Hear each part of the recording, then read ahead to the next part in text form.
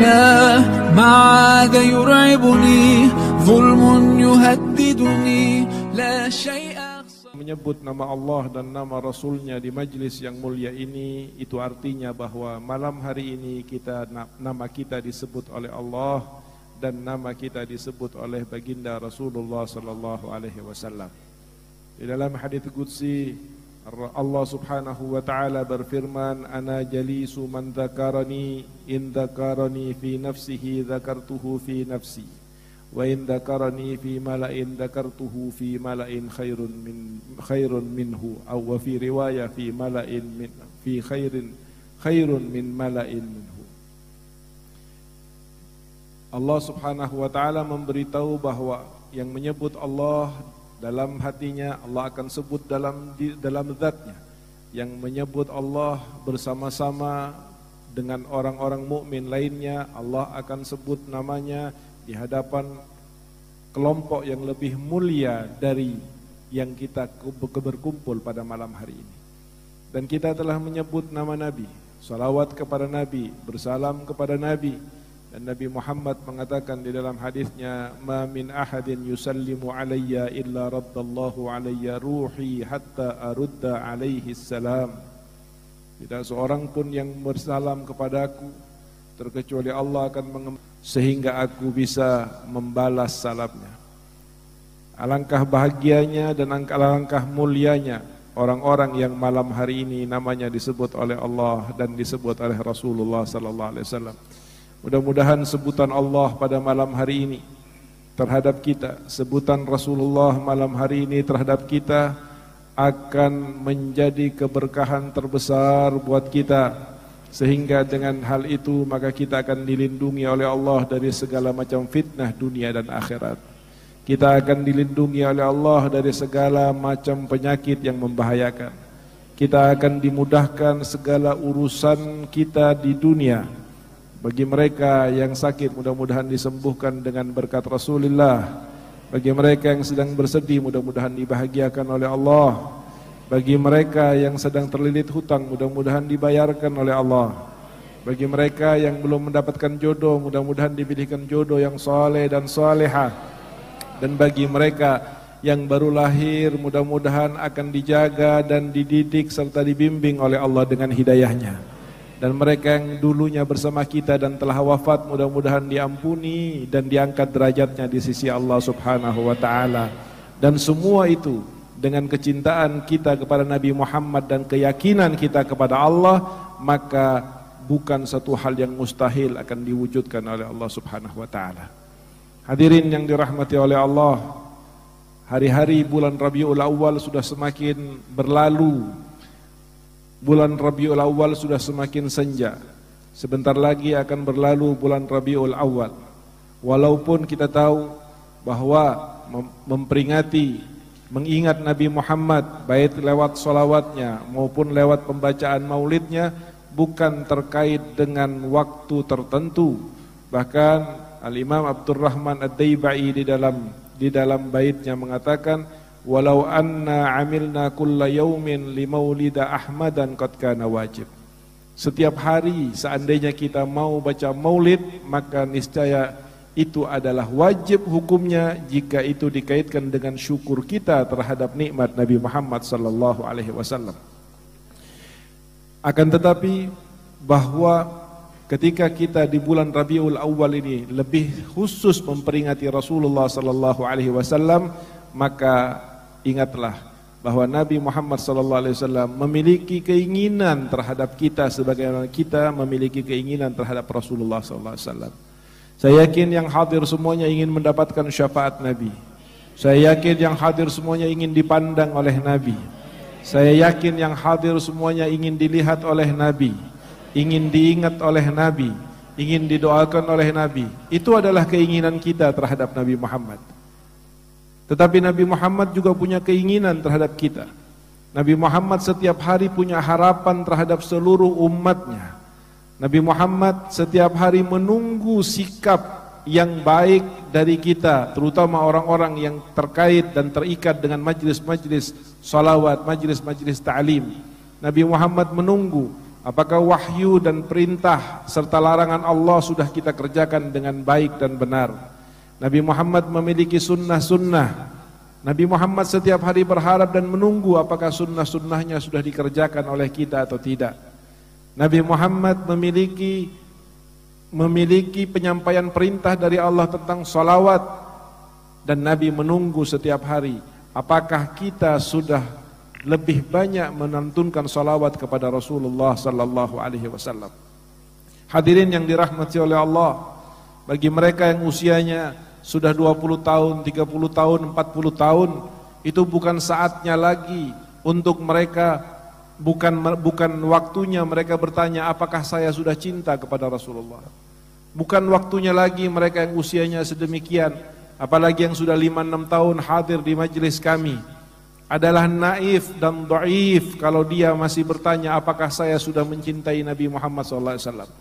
Harusnya orang-orang yang di usia seperti kita, yang memiliki kegiatan seperti kita, sudah waktunya untuk mempertanyakan, meningkatkan kualitasnya dengan mempertanyakan, sudah cintakah Nabi kepada saya? Bukan lagi sudah cintakah saya kepada Nabi, tetapi yang menjadi titik pertanyaan penting sekarang ini adalah sudah cintakah Nabi kepada saya? Ini adalah merupakan sebuah taraqqil iman, peningkatan keimanan dan hubungan kita kepada Rasulullah sallallahu alaihi wasallam. Apa yang dia inginkan oleh Rasul terhadap kita, mari kita fikirkan setiap hari. Daripada kita diam, lebih baik baca Al-Quran. Daripada kita ngobrol tidak jelas, lebih baik kita bersalawat kepada Nabi. Jika ada sedikit kita memiliki kelebihan rezeki, maka Nabi Muhammad adalah orang yang paling perhatian kepada anak-anak yatim, orang-orang miskin, orang-orang fakir. Jika seandainya kita memiliki orang tua, sudah saatnya kita betul-betul mempertanyakan, sudahkah kita birrul walidain dengan orang tua kita? Jika kita adalah seorang istri atau suami, pikirkan tanggung jawab kita sejauh mana terhadap pasangan kita yang dijadikan amanah oleh Allah terhadap kita. Jika kita seorang ayah, maka pastikan apa yang telah saya didikkan terhadap anak-anak saya, terhadap tentang pendidikan yang diridhoi oleh Allah dan Rasulnya. Kita harus selalu berpikir bagaimana kita mengaitkan zahir dan batin kita kepada Allah dan kepada Rasul sallallahu alaihi wasallam. Dengan demikian maka kita akan diingat oleh Allah, kita akan diperhatikan oleh Allah, kita akan diingat oleh Rasul, dan kita akan diperhatikan oleh Rasul sallallahu alaihi wasallam. Hadirin yang dirahmati oleh Allah, jika Allah berfirman dalam hadis qudsi, barang siapa yang berjalan menuju kepadaku satu jengkal, aku akan berjalan menuju kepadanya satu depa, satu dhira. Barang siapa yang berjalan satu dhira, aku akan berjalan satu depa. Nabi Muhammad sallallahu alaihi wasallam, sebelum kita memperhatikan beliau sudah perhatian betul kepada kita. Tinggal bagaimana ada usaha sedikit dari kita untuk serius menyambungkan kita, batin kita, zahir kita dengan Allah dan Rasulnya, maka kita pun akan tersambung. Jangankan kita, umatnya yang ditangisi setiap hari oleh Nabi.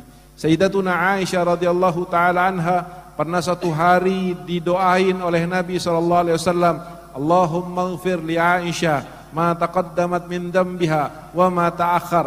Ya Allah, ampuni Aisyah, dosanya Aisyah yang dulu dan yang akan datang. Senangnya Siti Aisyah luar biasa dengan doanya Nabi. Kemerahan wajahnya, terlihat ceria yang luar biasa. Lalu Nabi bertanya kepada Sayyidatuna Aisyah, ya afarihti ya Aisyah, apakah kamu senang dengan doa saya tadi itu? Siti Aisyah mengatakan, bala ya Rasulullah, saya senang sekali, bagaimana tidak, doamu mustajab, engkau seorang Nabi, engkau pemimpin para Nabi dan Rasul, lalu mendoakan saya untuk mengampuni dosanya, Allah mengampuni dosa saya, bagaimana saya tidak akan senang? Nabi Muhammad mengatakan dengan pasti kepada Sayyidatuna Aisyah.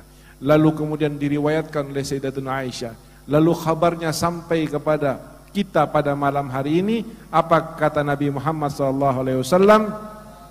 Innaha da'wati li ummati fi kulli lailah. Sesungguhnya yang aku doakan sekali kepadamu dan kamu senang itu adalah doaku untuk umatku puluhan tahun. Setiap malam aku nangis kepada Allah untuk berdoa untuk terhadap umatku agar mereka diampuni dosanya oleh Allah, dirahmati oleh Allah dan sebagainya. Ini sikap Nabi Muhammad SAW kepada kita. Maka jangan sampai kita sebagai umatnya yang sangat dicintai dan diperhatikan oleh Nabi, lalu kemudian kita menjadi kalah dengan binatang-binatang, kita menjadi kalah dengan bebatuan, kita menjadi kalah dengan kayu-kayu, kita menjadi kalah dengan hal-hal yang sepele dan kita lebih mulia. Di dalam hadis bagaimana para binatang-binatang itu mengenal Nabi Muhammad. Ada unta yang datang berbicara, mengadu kepada Nabi Muhammad, ditanggapi oleh Nabi. Ada kijang yang mengadu kepada Nabi, didengarkan, ditanggapi dan dijamin oleh Nabi Muhammad SAW. Bahkan kayu yang tidak bernyawa, kayu yang tidak punya hati, kayu yang tidak punya akal, dia sempat menangis ketika Nabi meninggalkannya sebagai mimbar dan pindah kepada mimbar yang baru.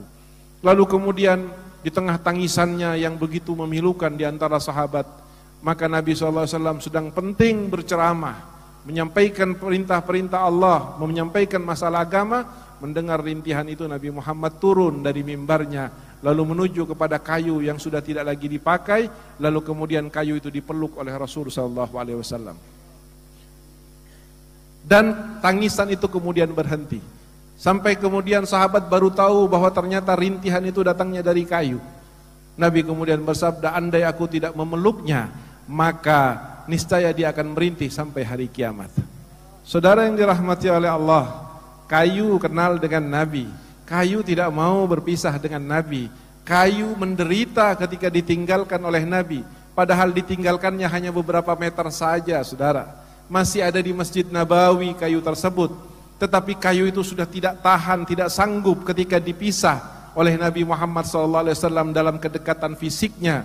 Bagaimana seorang umat Nabi Muhammad kemudian merasa nyaman dirinya tidak terkait dengan Nabi, merasa nyaman hatinya tidak mencintai dan mengingat Nabi, merasa nyaman jasadnya tidak bersolawat satu hari kepada Nabi Muhammad SAW. Jangan sampai kemudian binatang-binatang itu di akhirat nanti akan lebih mulia daripada kita. Jangan sampai kemudian kayu-kayu itu menjadi lebih dekat di akhirat daripada kita terhadap Nabi Muhammad SAW. Berjuanglah, seriuslah dalam berusaha mendekatkan diri kita kepada Rasul SAW, karena sesungguhnya Nabi Muhammad SAW saat kita berjalan menuju kepada Nabi, Nabi akan berlari menuju kepada kita.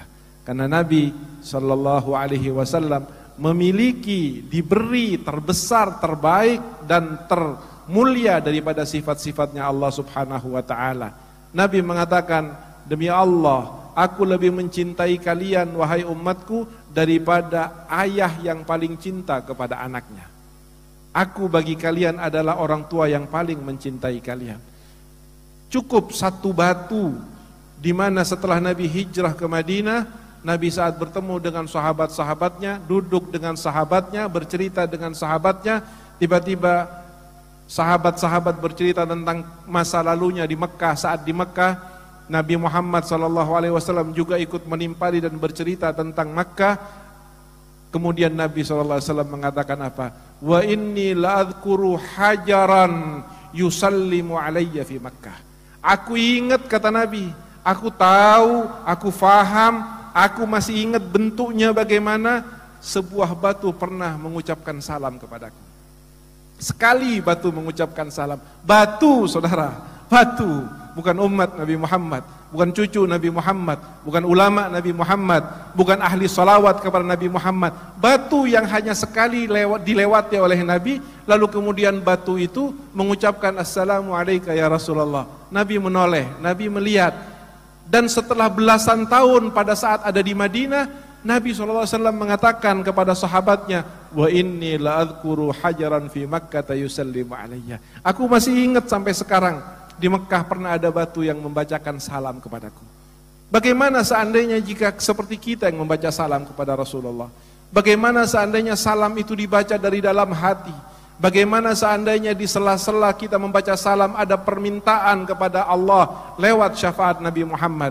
Bagaimana seandainya pada saat kita membaca Assalamualaikum ayuhan nabiyyu wa rahmatullahi wabarakatuh dengan segenap hati kita sampai menangis air mata kita, baik dalam keadaan sendiri ataupun dalam keadaan ramai-ramai, dan itu kita ulangi terus, bukan hanya sekali, mungkin sudah puluhan kali, mungkin ratusan kali, mungkin ribuan kali.